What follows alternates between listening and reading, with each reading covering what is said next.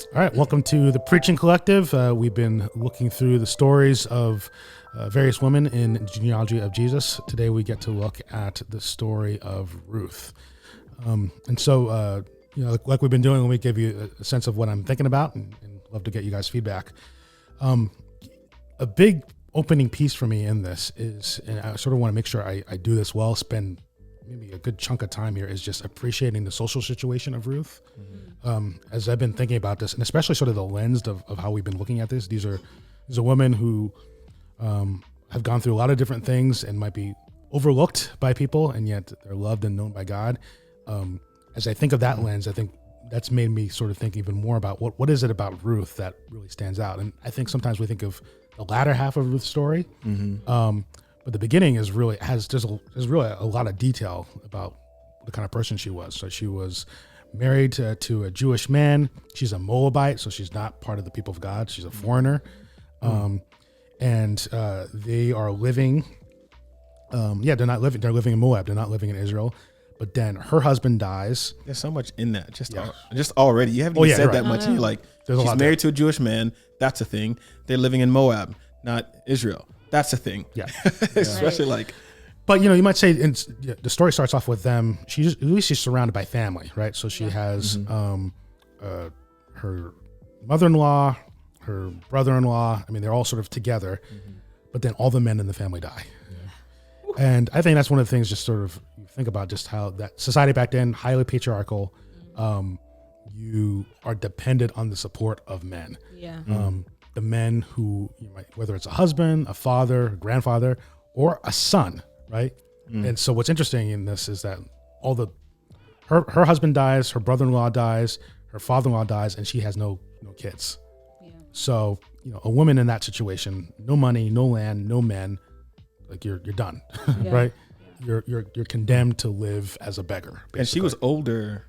It seems like she was older. Yeah, a little bit older at the time. Yeah, exactly. And so who even? Yeah, but consider the reason why she hasn't had kids up to this point. Like, who knows what that story is? Well, they lived there about 10 years, so that's so they've been married 10 years. Yeah, bro. I think I don't know, being newly married, but then listening to congratulations. That's a big congratulations. I'm like a year plus in now, so still a new. I know, a young pup. You're a young lad. I ain't gonna entertain y'all, man. I ain't gonna enable y'all. But as I listen to stories of, one, having our own marriage struggles with pregnancy and having miscarriages, and then thinking through the stories of these women who themselves, again, you think you've been married 10 years and don't have children yet, and what that feels like. And again, conversations I've had with other mothers who have had issues with infertility, and especially we know scriptures in the Bible that talk through that and the way women would feel as if like it's God's fault, or why have you left me out, like posterity and children and legacy, right? The idea of feeling forgotten. And then here's this story, which anyways, so I'd love to so that's I think that would be interesting to sort of think about that and explore that and almost feel the weight of that, right? Yeah. And the sense of despair, the sense of like, this is not, there's no social security to bail you out, right? There's no welfare checks, right? Nope. You can depend on. There's no soup kitchens you can go to for help. There's no homeless shelters. You are literally condemned to die at the very least, or you might be forced to do something like some of the other women we looked at, right? To sell yourself to slavery or to prostitution. Wow. Yep. And so the social location actually matters, is what you're saying, in terms of. Yeah, I think that matters a lot for sort of appreciating the situation she was in. But then even, I think it helps us appreciate the decisions she makes. She is willing to she's going to be in a social situation and even put herself in the worst position out of love and loyalty to Naomi, her mother-in-law, right? Because Naomi realizes everything is bad. I'm going to move back to Israel. Perhaps, that's her people, right? She can maybe find help, support, something, right? Yeah. For Ruth to agree to go back means now she's going to be a foreigner, right? Of a pagan nation in the land of Israel, right? And so it's almost multiplies the effect. It makes more sense. And her sister-in-law actually says, no, I'm staying, right? Ruth doesn't decide to do that. And her explanation, I think, is one of those verses that stands out in the book of Ruth. She says in chapter 1, for where you go, I will go. Where you lodge, I will lodge. Your people shall be my people. Your God, my God. Loyalty. Yeah. Hashtag Kendrick Lamar. Yeah. Oh man. But yeah, and that kind of love expressed through loyalty and commitment, commitment to Naomi that became really a commitment to Israel and to God's people, how that mattered over all the other sort of really huge problems and really difficult situations that she was going to be walking into, which becomes really clear when you move into chapter 2. Yeah. So like it's not like, okay, so she makes this commitment, praise God, she's loyal, she's committed to Naomi. Chapter 2, she's picking scraps off the fields, hoping. I mean, to put in that situation, like the people, the harvesters going to come through, field doing the harvest. She's hoping whatever is left over, whatever they don't get, she can maybe grab enough for herself for her mother-in-law. And she's doing it as a woman. Back then, a woman would have been vulnerable, right? Yep. Because it's all men doing it. Yeah. Here she is, a woman by herself, trying to get scraps. Women would get taken advantage of in those kind of situations, right? But she's there. Why does she do it? Like I'm going to do whatever I need to. What's crazy about that isn't that, you talked about earlier, there's no welfare, there's no social security, there aren't these like government programs, but inside sort of the Torah was built in this program to take care of the less fortunate. And so the foreigner, the poor, the marginalized. Bible has something to say about that. I was about to say, Well, the thought is, in that sort of, it's crazy to just think about how even these provisions can be perverted in a world that just isn't the way that it's supposed to be. Yeah, So, and I would argue they probably were in her situation. This is happening during the time of Judges, right? Right. So here's God had set up a way where someone like her should have been taken care of. Right. If given, Judges comes right before Ruth. Right. Yeah.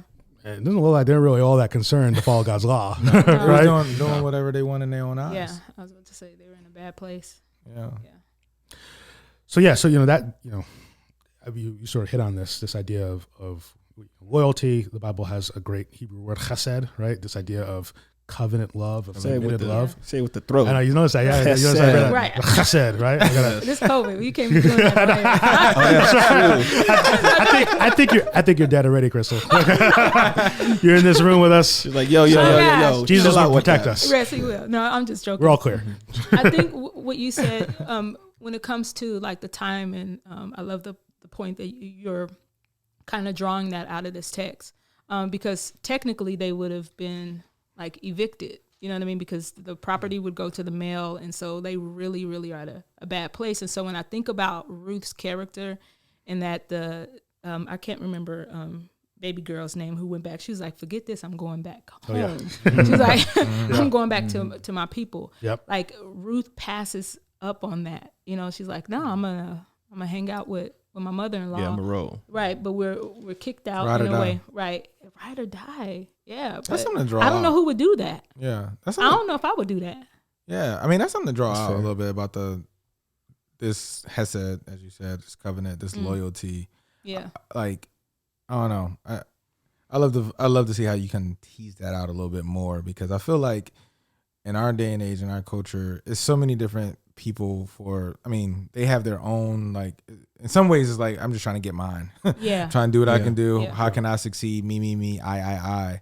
But then like loyalty is really like, it has this expression of like, how it's not all about me. It's not all about I. It's about we. Right. And how can, you know what I mean? So I don't know. Yeah. I love to see how you tease that out more. And even with that, though, I wonder, like, I don't know if you're going to touch, I know you're talking about Ruth. I don't know if you're going to at least, like, touch on a little bit of Naomi's character, because there is something in the mother-in-law that she actually was like, man, like, for you to make that statement, like, your people will be my people. Yeah. Like your God, like whoever you serve Yeah. will be my God, you know?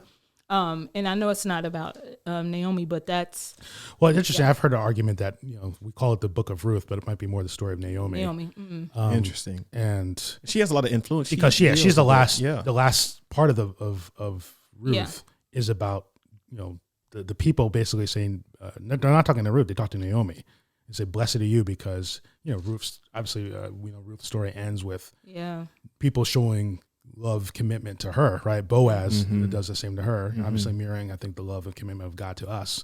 So Naomi's an interesting situation. What is interesting though, if Naomi is almost tracking her story, where there's something in her that I think drew Ruth. But then it's almost like she goes into like a depression, like a dark place, I would almost argue, right? Like she's, you know, I mean, when she comes back, she says, "Don't call me Naomi, call me Mara," right? Call me bitter, right? And she's sort of just, you know, I almost look at her mental state there, but I wonder if she just, it's almost like Ruth reminds her of faithfulness and loyalty and commitment and reminds her of the Lord, because then when Ruth comes back and says, "Oh yeah, I was in this field with Boaz," and Naomi's like, "Oh, wait a second. Like that guy is related to us. Like he could, here's a man who could redeem us." Right. It's almost like it's like God's like whispering to Naomi through Ruth. So arguably, you know, it's just as much a story of Ruth. God saying, "Hey, like I'm still with you. I'm going to provide for you." Story of Naomi. Naomi. Yeah. But to eat, go ahead, because I want to. There's so much to be said about that. a couple things. Okay. One, Just a couple or three. maybe, you know, Last time you was hey, like, you know how this goes. So first question is, I wonder how much you'll tease out sort of the introduction of just their story. Ruth was married to a Jewish man. Like that framework, right? And we've got a ton of parallels like that in our own country in seasons where it was illegal. And so from them, the same idea, they seem like there's this spiritual, ethnic problem. It's like, you don't do that, right? And they're living in Moab. So it's like, you've not only married what's considered the enemy or the outsider or the outcast or the marginalized, you've gone and lived with them. Something's wrong from, you know, the place of what would be considered privilege. So that's one. And then the second part, to think about Naomi, I wonder how much maybe this, you know, this sermon, whenever you do it, maybe they share that. I know Ruth is the person, and, you know, Ruth is going to be the focus, but even in that, maybe this is what you were going to say, but that, like, are we almost guilty of forgetting Naomi because the book is named Ruth? Okay, I was going to say this. The reason why, okay, so there's so many different typologies in the Bible where of course, Boaz would be that. Come on, typology. I'm just saying. She just dropped typology. Okay, come on, yeah. I'm just saying, like, there's so many. Yeah, but y'all know, I mean, you know, there's so many different stories that have this. See now, y'all. Sorry. No. Go ahead. I don't want to be out, but anyway, there's so many. Christophanies and all of this stuff about that. So There go another word you said. I know what. That's why I'm like. She hitting you with that I'm with that, theological though, weight. But wait, okay, hit so us with that theology. Speak it. So Come on, we sis. we see a lot of these right in the Bible. Yeah. I think Ruth is perfect in the book because we don't see many characters that actually have the character of the church, of the bride. And so for me, when we talk about this, yes, like I see those, where you're going, yeah, right? Because Boaz becomes Boaz becomes right, and Christ. she marries right. Yeah. But even though in gotcha. her okay, so this is why I say this, and this So is Christ in the church? Christ in the church, With Boaz like and in Boaz representing. Hey, I'm just gonna let Boaz. you. Okay, so let me just Boaz Feed me. representing Christ, right, and Naomi in her dedication, right, who's a foreigner, who is one who is far off from God. All of this. Ruth being So, a foreigner, Ruth, dedication to sorry, Naomi. yes, Ruth. Got you. Ruth being I'm far off listening. from God. Okay, yes. And so there's the scripture in Luke 14:33. So therefore, any one of you who does not renounce all that he has cannot be a disciple. Right? These are some of the requirements that God requires us to do. Yeah. And so she's done this in Philippians 3:8-9. I'll read that one too. Indeed, I count everything as a loss because of the surpassing worth of knowing Christ, Jesus, my Lord. For the sake I've suffered the loss of things and count them all rubbish in order that I may gain Christ and be found in him, not having a righteousness of my own that comes from the law, but which comes from Christ Jesus. So like, it's almost in a sense, she's like, I will forsake everything. I won't go back to my family. I won't go back to like, your people will be my people, my God, your God will be my God. It's like, I'll forsake everything to know God, you know, even though she's her alliance is with Naomi, but even then, like, that's kind of how our mindset should be. That's how our heart should be. Is like, I'll forsake everything. Like, I like just to know God. Yeah. I want, you know what I mean? So in her loyalty, it's almost like that's kind of like how our loyalty should be to God. Be for God. Yeah, That's good totally saying. true. Even on the Naomi side, once we're in the household, it's like that. It's almost as if our lives should have the same kind of attraction to others. So if Ruth is the outsider in that sense, yes, right? If Ruth is the one at the moment whose experience or background didn't introduce her to God, Naomi's life to Ruth led Ruth to say, it's good for me to be near you. Yeah. Your people will be my people. Your God will be my God. And so through you, I will come to know God, which is exactly what the Jewish people were supposed to be, a kingdom of priests, the people who bridge that gap or who usher that or create that sort of access point to God to say, well, by our behavior, by our lifestyle, you see us and thereby see God as we. Can I add one wrinkle to that? What's interesting, totally, is, you know, I mean, Naomi does try to convince Ruth to stay. Right? And so, but I think God used Ruth, almost Naomi, even in spite of her. I think she was sort of in the midst of her. I mean, I'm not trying to psychoanalyze her, but she was clearly depressed. She was sort of, I mean, given how she, you know, she's really is like, no, you know, you don't come with me, right? Yeah. But think about the reality of that. So even when you said it earlier, when you're like, you know, Ruth even reminded her, there is still a sense in which, because of the experience and the lifestyle that Naomi had in front of Ruth, there was still this attraction. Yeah. But even in those situations, like we often do, doubts, depression, I've lost family, I've lost whatever position, safety, provision, whatever I thought I had, I lost it. And so now I feel a certain kind of way, which is fair, right? And so we don't have to, I can think of the comfort to say, you know what? Yeah. Well, you don't always have to have this sort of jolly go, you know, it's okay. And think of the ways that God sometimes uses the person who was thought to be far off to actually remind you that you are near. Like that's. Yeah. And so I think this is why, again, you know, hearing the story of Ruth, but even the story of Naomi becomes important. Because, you know, chapter 1, I mean, here's what Naomi says when she's telling her, she's telling Ruth to not come. She says in verse 13, "No, my daughters, for it is exceedingly bitter to me for your sake that the hand of the Lord has gone out against me." Right? Like God is against me. But then here's how the chapter ends. The Ruth ends, chapter 4, verse 14. Genealogy.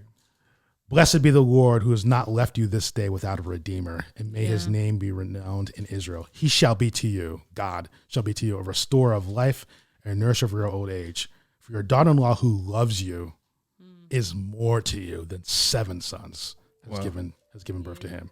It's almost like the Lord was saying, like, you thought you had nothing, but I've actually given you everything. Yeah. You know? And again, in a culture that said, well, women are just aren't that significant. Right. Here's the people's confirming, like, she's better than 7 sons. And it was an evidence of the Lord's, again, covenant faithfulness to her, that Boaz, like you were saying, Boaz is the lens by which we see how the Lord showed faithfulness to Ruth and to Naomi, all the more so how the Lord shows faithfulness to us as his people. Yeah. With the ending too of Ruth, it goes into this genealogy, which I think is interesting as well, particularly the genealogy of David. But you see these different names here, and Perez, we see the name Perez there, which is interesting. But then also we see David, Jesse, and David at the end, and then going off to Matthew chapter 1, verses 1 through 6. Again, going back to that genealogy, and this you see Ruth that's actually in it. So going back to the whole theme in the whole series of love and not forgotten. It's not but, it's love and not forgotten. You see all these different women that we've been talking about, but specifically Ruth. I'm sorry, I know we keep talking about this, but I just can't help but think about just the different ways that God is active, how he has acted, how he has worked in his provision, in his providence, and how all this actually comes about. And I think that when we think about, again, going back to some of the women, right, that tend to get overlooked and forgotten, etc. I don't know. It's just something powerful, I think, with this series, and particularly with Ruth that you're going to be preaching, Pastor V. I think it's going to speak to some women. Yeah, amen. Everybody, Yeah. but I mean, Yeah. I think some I hope women so. particularly. Yeah. That's good. Thank you guys. Appreciate it. Well, with that said, as we always say, love God, love people. We are out. Peace.